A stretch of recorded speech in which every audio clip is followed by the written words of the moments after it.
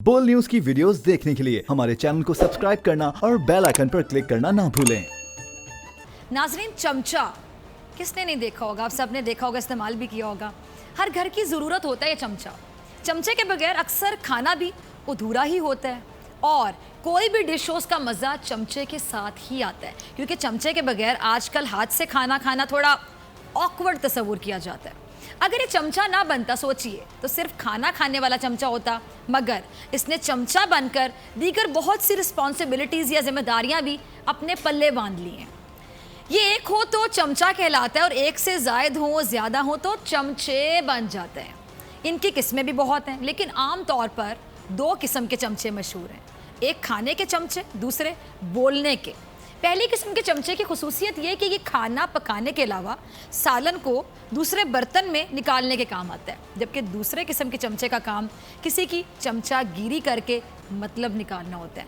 काम दरअसल दोनों का एक ही है, बस फ़र्क सिर्फ इतना सा है कि एक देग में चलता है जबकि दूसरे की ज़बान चलती है। पकाने वाला चमचा ना हो तो खाना मज़े का नहीं बनता। बोलने वाला चमचा थोड़ी बहुत चमचागिरी करके भी बहुत कुछ खा जाता है, बल्कि बना भी जाता है। तारीख में कई ऐसे लोग देखे गए जो अपनी चापलूसी, शाह से ज़्यादा शाह की वफादारी और खुशामद में इतना आगे निकल गए कि वो चमचों के नाम से मशहूर हो गए। ऐसे लोग हर बादशाह और हर हाकिम के इर्द गिर्द मौजूद होते थे। बादशाह कोई बात कह दे, उसकी बात मुकम्मल होने से पहले ये चमचे उस बात की तायद करते। अच्छा, बादशाह कोई बेकार सा लतीफ़ा सुना दे, ये चमचे उस लतीफ़े पर इतना हंसते जैसे सदी का सबसे बेहतरीन लतीफ़ा बादशाह ने सुनाया हो। बादशाह कोई भी फैसला कर ले, भले वो खुद बादशाह के लिए नुकसानदेह क्यों ना हो, ये चमचे उस फैसले पर भंगड़े डालना शुरू कर देते। अच्छा, उस फैसले के फ़ज़ाइल बयान करते और हर चमचे की ख्वाहिश होती कि वो बादशाह का ख़ास चमचा बन जाए। लेकिन चमचे की जो सबसे अहम खसूसियत है वो ये है कि चमचा जिस बर्तन में रहता है उसे खाली कर देता है। जैसे जैसे वक्त बदलता गया, चमचों के अंदाज बदलते गए, इतने बदले कि बस बदलते चले गए। ये चमचे हर हुकूमत में शामिल होते चले गए। हमारे मुल्क में भी हुकूमतों के साथ इस किस्म के चमचे चिपके रहे। साबिक वज़ीर आज़म नवाज शरीफ साहब इस मामले में क्या कहूँ, उनके बच्चे भी क्या कहते हैं, अल्हम्दुलिल्लाह माशाअल्लाह, तो मैं भी कहूँगी अल्हम्दुलिल्लाह माशाअल्लाह, बहुत खुद कफ़ील थे। अल्हम्दुलिल्लाह माशाअल्लाह से चमचों की कसीर तादाद उनके इर्द गिर्द थी, उनके पास थी, क्योंकि नवाज शरीफ साहब के बारे में मशहूर है कि उनको खाने का बहुत शौक़ है। वैसे देखा जाए तो ये हकीकत ही मालूम होती, क्योंकि जिस तरह से नवाज शरीफ साहब ने मुल्क को खाया, खाना तो वो छोड़ते नहीं होंगे, ऐसा ही है। नवाज शरीफ साहब के एक ऐसे ही ख़ास, समझे मैं क्या कहना चाह रही हूँ, बल्कि बहुत ख़ास, ज़रा देखिए क्लिप में कौन है जो डील की बातें कर रहे हैं कि 15 मिलियन डॉलर की बात करें, 15 बिलियन जी 15 बिलियन, इनको हम 5 टके ना दें। हमारे पास हक हलाल का पैसा है, हमने वोट को इज्जत दो की तहरीक चलाई हुई है। अगर पैसे देने होते और हमारे पास हराम का पैसा होता तो हम इनको ऑफ़र करते। अब इनके पास है कुछ नहीं है। लोग कहते हैं रोटी, ये कहते हैं नवाज शरीफ, लोग कहते हैं पेट्रोल महंगा हो गया, ये कहते हैं नवाज शरीफ। अब ये खुद जाने वाले और मुल्क में एक नया इलेक्शन आने वाला है और ताफ़ुज़ ख़त्म नबूवत की एक बहुत बड़ी तहरीक मुल्क में चलने वाली है इंशाअल्लाह। कॉन्फिडेंस देखिए इन सफदर भाई का। भाई साहब, डील की बात अगर होगी, चलें सोच लें, अगर होगी तो घर के बड़ों से होगी, यानी हज़रत नवाज शरीफ साहब से होगी, उनकी जो दुख्तर हैं मरियम नवाज़, या फिर उनके चचा या नवाज शरीफ के छोटे भाई शहबाज शरीफ, हमजा शहबाज से हो जाएगी, सलमान शहबाज से। आपसे कौन बात करेगा? मेरा आपसे सवाल है, आप ये बताएं कि आपके ससुर ने आपसे कितनी बार बात की? दिल पे हाथ रख के ज़रा सच बताइएगा। और जिस वोट को इज्जत दो की तहरीक आपने चलाई हुई थी, तो मैं आपकी इतला के लिए आपको बता दूं कि वोट को तो इज्जत मिल चुकी। यकीन नहीं आता तो एक बार कोट लखपत जेल जाएं, आपको आपके इज्जत माब ससुर शरीफ नजर आएंगे। ये जेल में ऐसे ही नहीं आए, बल्कि जेल जाना उनकी क्या बताते थे, वो ज़ाती ख्वाहिश थी और उन्होंने वोट को इज्जत दो की तहरीक चलाई, अवाम में शाऊर उजागर किया। अवाम ने देखा कि 3 बार हुकूमत करने वाले ने मुल्क को आखिर में 30,000 अरब का मकरूज़ कर दिया, तो ये हमारे वोट का मुस्तहिक हरगिज़ नहीं। आप जैसे चमचों ने उस 3 बार वज़ीर आज़म रहने वाले शख्स को पाकिस्तान आने पर मजबूर किया। और यकीन क्या दिलाया, ज़रा सोचिए, रिकॉल करें अपनी मेमोरी।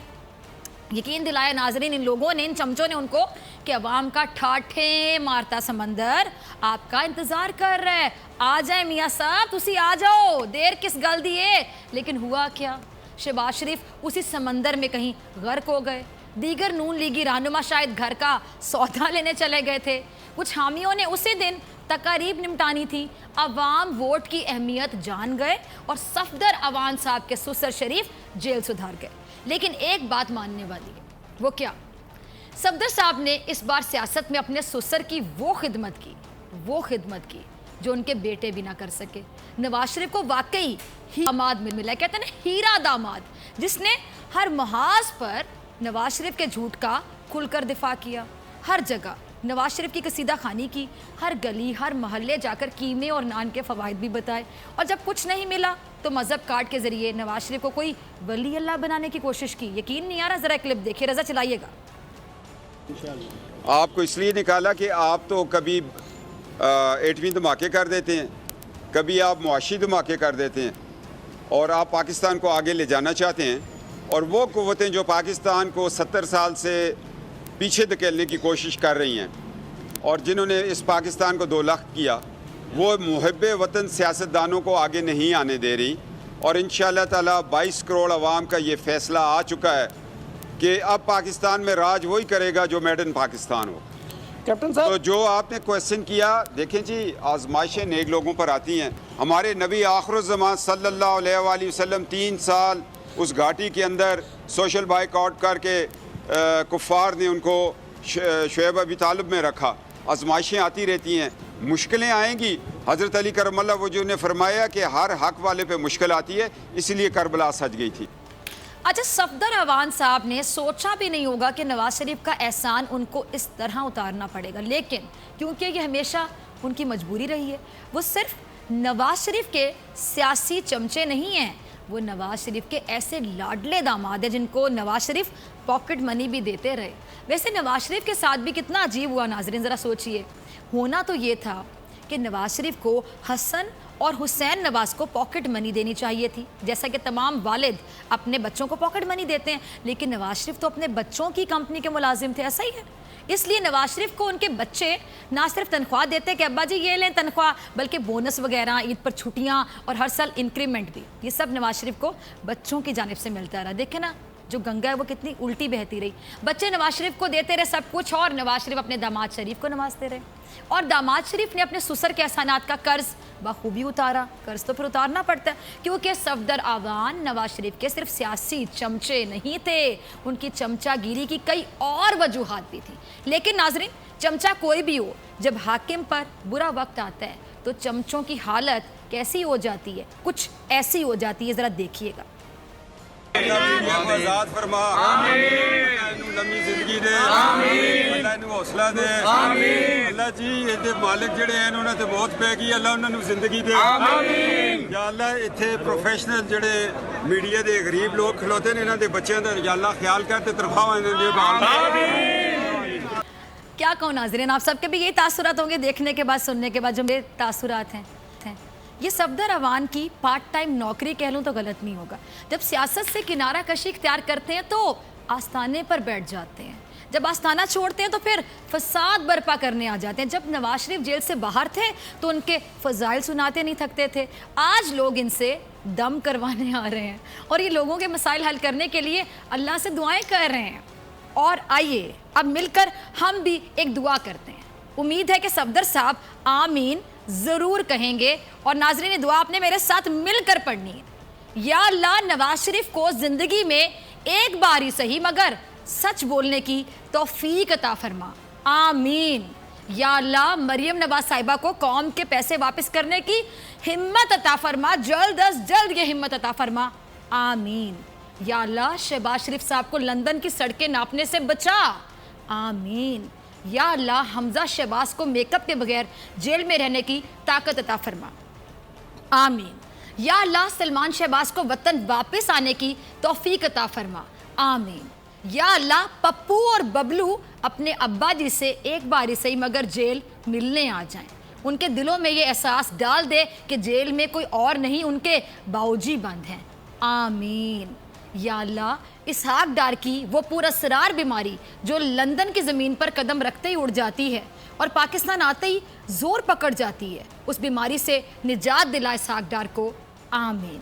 या अल्लाह, जिसने वोट के नाम पर कौम को लूटा, जिसने जमहूरियत के नाम पर कौमी खजाने पर डाका डाला, जिसने कौम, या अल्लाह, सानेहा मॉडल टाउन के जिम्मेदारों को दुनिया में ही जिल्लत और रसवाई का पैकर बना।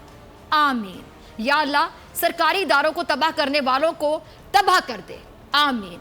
उम्मीद है कि सफ्तर रवान साहब ने भी आमीन ज़रूर कहा होगा। उन्होंने कहा हो या ना कहा हो, जो वोटर्स देख रहे हैं ना, जिन्होंने इनको भी वोट दिया था और आज मुल्क यहाँ पे पहुंचा, उन्होंने ज़रूर मेरी आवाज़ के साथ आमीन कहा होगा। जितने लोग इस टाइम पे ऐसे नहीं चलेगा और बोल न्यूज़ देख रहे हैं, क्योंकि नाहक किसी का माल खाने वाले कभी सुकून से नहीं रह पाते हैं और ये भी सुकून से नहीं होंगे, और सिर्फ इसलिए कि आपका मुफाद उनके मुफाद के साथ जुड़ा है। ऐसे लोगों का हाल भी ऐसा ही होता है। कभी नाजरीन वो कहाँ होते हैं जी? महल में। तो एक पल के अंदर, एक सेकंड के अंदर वो इसी तरह बाबे बन के गली गली दुआएं देते घूम रहे होते हैं। नवाज शरीफ की चमचागिरी का वर्ल्ड कप लेने की बहुत सारे लोगों ने कोशिश की। बोल न्यूज की वीडियोस देखने के लिए हमारे चैनल को सब्सक्राइब करना और बेल आइकन पर क्लिक करना ना भूलें।